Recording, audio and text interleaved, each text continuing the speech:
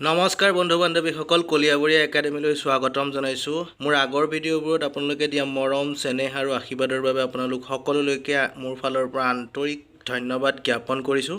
বন্ধুসকল, থাম্বনেইলত আপোনালোকে অংকটো দেখি চিনি পাইছেই চাগে।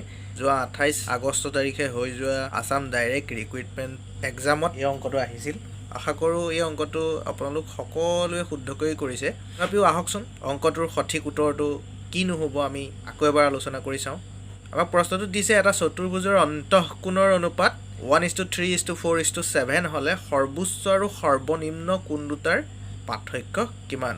বন্ধুসকল, এই অংকটো কৰিবলৈ আমি প্ৰথমে জানিব লাগিব যে চতুৰ্ভুজৰ অন্তঃকোণৰ মাপৰ সমষ্টি 360 ডিগ্ৰী। আমাক অনুপাতটো দিয়া আছে 1:3:4:7 আৰু এই অনুপাতটোৰ সংখ্যাকেইটাৰ যোগফল কিমান আমি উলিয়াই লৈছোঁ 15। তাৰপিছত আমি কি কৰিছোঁ চাওক, আমাক দিয়া ডাঙৰ অনুপাত আৰু সৰু অনুপাতটোৰ পাৰ্থক্য আমি উলিয়াই লৈছোঁ। আমাৰ ডাঙৰ অনুপাতটো কি 7 আৰু একেবাৰে সৰু অনুপাতটো হৈছে 1, গতিকে ইহঁতৰ পাৰ্থক্য কিমান হৈ যাব 7 - 1 = 6। এতিয়া আমি একেবাৰে সহজে অংকটো কৰি পেলাব পাৰিম।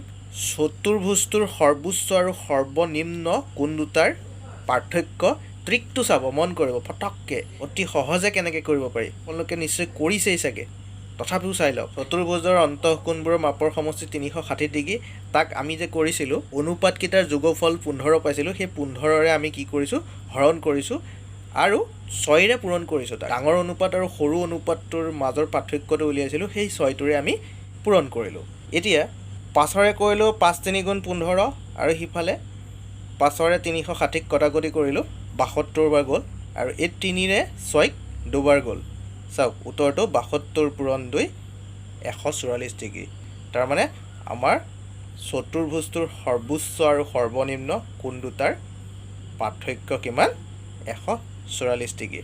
আহি থকা দিনবোৰত এনেকুৱা ধৰণৰ পৰীক্ষাবোৰৰ যদি আপোনালোকে প্ৰস্তুতি চলায় তেনেহ'লে মোৰ চেনেলটো ছাবস্ক্ৰাইব এতিয়াই কৰি লওক। মই আপোনালোকক অতি সহজ পদ্ধতিৰে বিভিন্ন ধৰণৰ গণিতৰ MCQবোৰ সমাধান কৰি দিম। ধন্যবাদ। জয় আই অসম, জয় হিন্দ।